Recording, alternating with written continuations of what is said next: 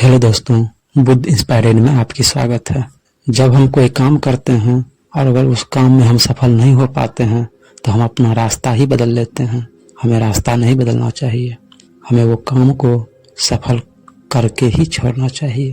क्योंकि काम को छोड़ने से और सफल होने से पहले अगर हम काम को छोड़ देते हैं और दूसरा काम करते हैं तो दूसरा काम में उतना ही समय लगता है जितना कि हम पिछले काम में लगा चुके हैं। हेलो दोस्तों, चलिए हम एक कहानी के माध्यम से आपको समझाते हैं। जो अपना रास्ता बदल लेता है तो उसकी ज़िंदगी में कैसी पछतावा आता है। एक युवक था जो बहुत ही ज़्यादा ईमानदार था। वह एक दुकान में काम करता था। वहाँ पर एक सेठ थे जो चाहते थे कि वह काम में कुछ हेर फेर करे लड़का, ताकि उनका ज़्यादा मुनाफा हो। लेकिन उस युवक ने अपनी सेठ की बात नहीं मानी और इसी बात से गुस्सा होकर सेठ ने उस लड़का को नौकरी से निकाल देता है।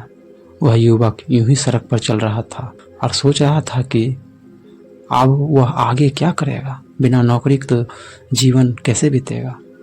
एक बुजुर्ग बाबा 3 थैली लेकर चले आ रहे थे। तभी उनकी नज़र उस युवक पर पड़ी। उसे देखकर वह बोला, बेटा मुझे यह थैली दूर ले जाना है, क्या तुम एक थैला पकड़कर मेरे साथ चल सकते हो? मैं तुम्हें इस काम के लिए 3 तांबे के सिक्के दूंगा। यह बात सुनकर वह युवक मन ही मन ईश्वर को धन्यवाद देने लगा और मन ही मन वह सोचने लगा कि आज ही मेरे सेठ ने मुझे काम से बाहर निकाला है और अभी मुझे यह काम मिल गया। उसने तुरंत ही हाँ कह दिया। क्यों नहीं बाबा जी, आप मुझे एक थैले दे दीजिए। बाबा ने सबसे बड़ा थैला उस युवक को दे दिया और दोनों साथ साथ चलने लगे। चलते चलते बाबा उस युवक पर बराबर नज़र बनाए हुए थे कि कहीं वह उनका थैला लेकर भाग न जाए। युवक ने यह महसूस कर लिया था कि बाबा मुझ पर शक कर रहे हैं, इसलिए उससे रहा नहीं गया और उसने बोला, बाबा आप निश्चिंत हो जाइए, मैं आपके थैले को लेकर कहीं नहीं भागने वाला हूँ, क्योंकि अभी अभी ईमानदारी के चक्कर में ही मेरे सेठ ने मुझे नौकरी से निकाल दिया है। तो आप मुझ पर शक ना करें और आराम से मेरे साथ चलते रहिए। युवक की यह बात सुनकर बाबा को थोड़ी तसल्ली हुई और रास्ते में चलते चलते एक नदी आ गई जिसे पार करके उन्हें जाना था। तभी बाबा ने कहा, सुनो बेटा, तुम यह दूसरा थैले भी ले लो। मुझे नहीं लगता है कि मैं इसे ले जा सकता हूँ, कहीं यह मुझसे नदी में गिर गया तो फिर चला जाएगा। तुम इसे भी उठा लो, मैं तुम्हें इस थैले के भी 3 तांबे के सिक्के दे दूंगा। युवक ने बाबा की बात मान ली और उसने एक थैला उठा लिया। वह दोनों आहिस्ता आहिस्ता नदी को पार करते गए।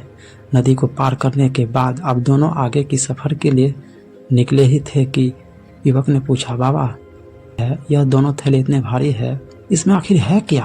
बाबा बोले, इस बड़े वाले थैले में तांबे के सिक्के हैं और जो थोड़ा छोटा थैला है उसमें चांदी के सिक्के हैं। युवक बोला, अच्छा यह काफ़ी भारी है, हम कब तक पहुंच जाएंगे? बाबा बोले, बेटा बस आखिरी पड़ाव पार करना है, अब एक पहाड़ आने वाला है, बस हमें उसे पार करना है। अब पहाड़ भी आ चुका था। बाबा फिर बोले, बेटा अब मैं बहुत ज़्यादा थक गया हूँ, नहीं लगता है कि मैं इस पोटली को लेकर चल सकता हूँ, इसीलिए तुम ये तीसरी पोटली भी ले लो। इसके बदले में तुम्हें 3 तांबे के और सिक्के दे दूंगा। युवक ने बाबा की बात मान ली और तीनों थैलों को लेकर पहाड़ पर चढ़ने लगा और बाबा भी आहिस्ता आहिस्ता उसके साथ चलने लगा। पहाड़ पर चढ़ते चढ़ते अचानक वह युवक सोचने लगा कि जरूर इस तीसरे थैले में सोने के सिक्के होंगे। वह काफ़ी देर तक सोने के बारे में सोचता रहा और सोचते सोचते उसके मन में विचार आने लगा, लेकिन अभी पहाड़ पर हूँ, अगर मैं यह थैला लेकर भाग जाऊँगा तो यह बाबा मेरा क्या कर लेगा। इससे बढ़िया है मैं यह तीनों थैले लेकर भाग जाता हूँ, इससे मेरी पूरी ज़िंदगी बेहतर हो जाएगी। ईमानदारी से तो मुझे जीवन भर कुछ नहीं मिला है, आज ईश्वर ने मुझे मौका दिया है।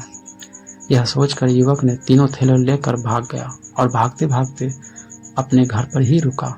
घर पर आते ही उसने सबसे पहले बड़ा थैला खोला जिसमें पत्थर ही पत्थर थे। फिर उसने उससे छोटे थैला खोला, उसमें भी पत्थर थे। फिर अंत में उसने तीसरा थैला भी खोल दिया और तीसरे थैले में भी पत्थर निकले।